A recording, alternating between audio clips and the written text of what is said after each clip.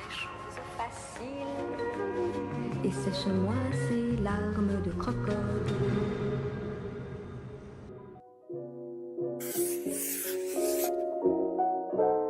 Around 4 years ago, Omega discontinued the first Omega in space, which was released exactly 12 years ago to honor the first Omega watch worn during a space mission. This watch was the CK-2998 worn by NASA astronaut Walter Schirra during the Sigma 7 mission. At the time there was no official supplier for space mission watches, so Schirra used his own personal watch. Around 3 years later, NASA certified the Speedmaster as the official watch for manned space missions, and Omega created the Speedmaster Professional, which is a top seller and iconic watch till today. So much to the history of the first Omega in space. Let us start the unboxing. On my wrist today, my own Omega Speedmaster Professional. In the box in front of me is the brand new first Omega in space, which my friend Time and Calendar borrowed to me for the review. If you want to see more of his collection, give him a follow on his Instagram page, for which I will put the link in the video description. The watch comes in the classic black Omega cardboard box. Inside we can find a receipt to the watch. My friend paid the full retail price of 7,500 Swiss francs or 8,750 US dollars for the watch. At the moment there is no discount available for this watch.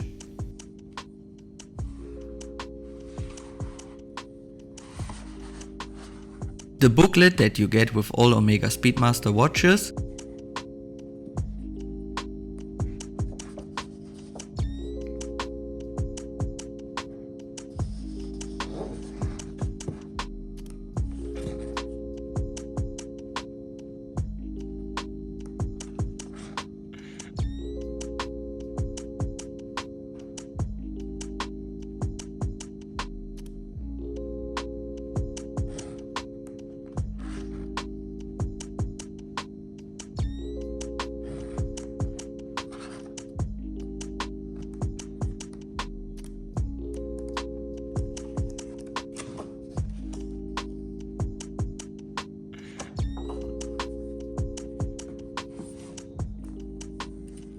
The user manual to the watch, a generic one that comes with all Speedmasters and is used for different calibers.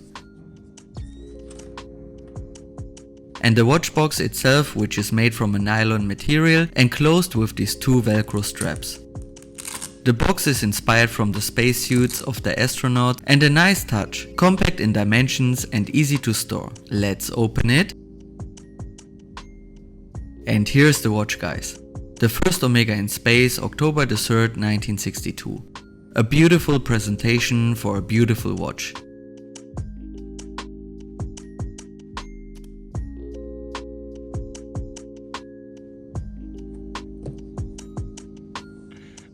Inside the watch box we can find the extra links.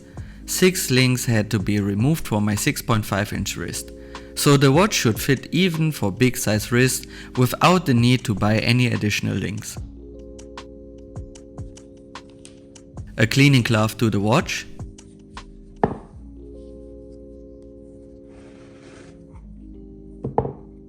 And a travel case for the watch.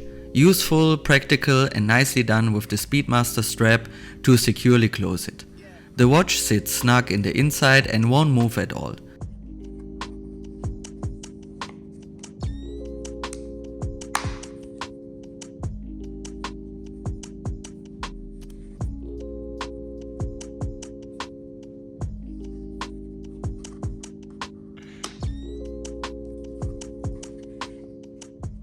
In addition to the watch, 3 cards.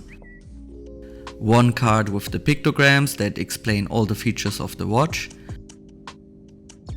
One card for the master chronometer certification. And one card for the warranty. The watch comes with a total of 5 years international warranty. Let's bring the watch to life.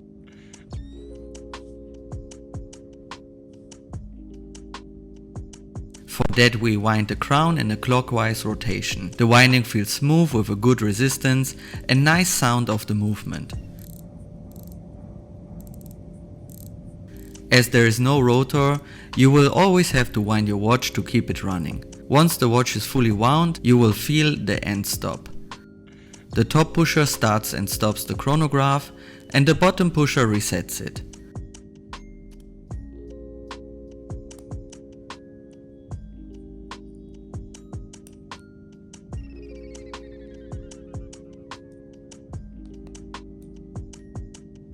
Pulling out the crown into the first position lets you set the time.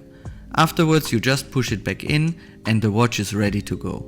Winding the watch is super easy, and the watch crown is a smidgen bigger now compared to the other Speedmasters. But pulling out the crown is still tricky and could be slightly easier. Especially if you just cut your nails, it can be quite difficult sometimes. Operating the pump pushers for the chronograph works smooth and precise.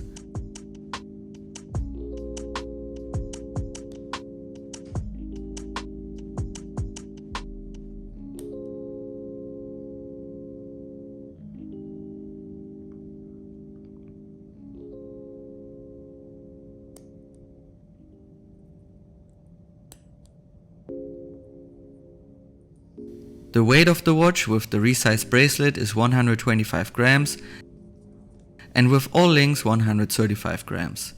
This is nearly identical to the Speedmaster Professional Sapphire sandwich. Let us check the dimensions. The case diameter is 39 mm, including the bezel. The thickness of the watch comes at 13.7 mm, a bit more than I could read in most articles. And unfortunately the watch feels also a bit thicker than I expected it to be. The lug-to-lug distance is 47.6 mm, a bit longer than the Speedmaster Professional. The bracelet starts at 19 mm and tapers down to 14.5 mm, which is a nice but not too dramatic tapering. The case of the watch is fully made of stainless steel and has a water resistance of 50 meters. The lugs are straight and symmetrical. It features beveled edges and a mix of brushed and polished surfaces. The side profile is interesting and hides the thickness nicely with its different layers. On top of the watch is a sapphire crystal, which is shaped in the design of a Hasselite crystal. I guess this is where the added thickness comes from. The bezel inlay is made from aluminium with a period correct dot over 90. The case back is closed and engraved with the first Omega in space on top and October 3rd, 1962 on the bottom. The case back is screwed in. The bracelet is made in a 3-piece link design, feels robust but smooth at the same time, and is not too thick. There is no hair pulling and it slides nicely over the wrist. I couldn't find any sharp edges as well. The inner links are brushed and the outer links are polished. The folding clasp features the Omega logo and can be operated by 2 side pushers. It opens and closes easy but securely.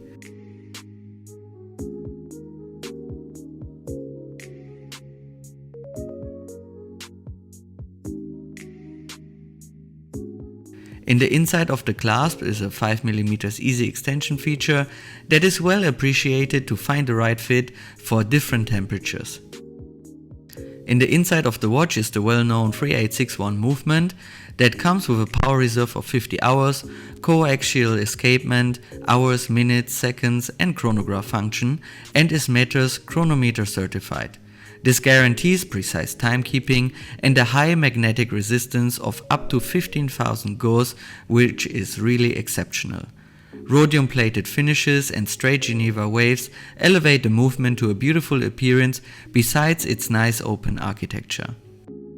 The dial comes in a new color, which is a grey-blue tone, done by chemical vapor deposition. The new dial is done in a step dial design. The Omega logo and word mark are in the same shape and form as on the original CK2998. Text is printed and logo is applied. The alpha hands on the new first Omega in space are filled with a brownish tone, superluminova, which works well with the blue-grayish dial. The hour markers are made with the same loom. The chronograph hands are all painted in white for a better contrast and to hint for their chronograph purpose. The small second subdial comes with a classic polished hand, matching to the time functions. The watch is also available on leather straps for a slightly lower price, but the bracelet version will for sure be the most popular one and the one you should get. Time for a loom shot. And now it is time for the watch score. The dimensions of the watch are good, but I would love it to be a smidgen slimmer, and also I prefer usually a bit shorter lug to lug span. The case is very well done and the movement in the inside is great. The bracelet wears comfortable and is nicely done with the easy extension, yet not up to Rolex levels as it feels a lot more industrial made. For the daily usage the watch will do a good job, but you always have to wind it and it comes without the date. Also the high amount of reflections on the dial annoys me a little bit, and I would wish for a better anti-reflective coating on the crystal. For the weekend this piece will be a conversation starter, and the chronograph function helps for sportive usage. The watch shines with its history and brand recognition. Value for money is overall good, even though I would prefer the sapphire sandwich over it. All of that together gives the watch a total score of 72 out of 100 and positions it slightly below the Speedmaster Professional. Overall I think this watch is awesome and a very nice modern addition to the lineup of Omega Speedmasters. Is it the best watch, or like many said, the best Speedmaster that Omega has created so far? Not in my view. It is a specific piece for people that love modern watches with a vintage touch. For everyone else, I still think the Speedmaster Professional, with its more modern dimensions, more tool watch characteristics, nice slim sapphire crystal on the front and also sapphire crystal on the back that lets you see the beautiful movement, is in my view the better option. But let me know what you think about the watch. Do you agree with my review, or do you think I missed certain aspects and this piece beats the Speedmaster Professional?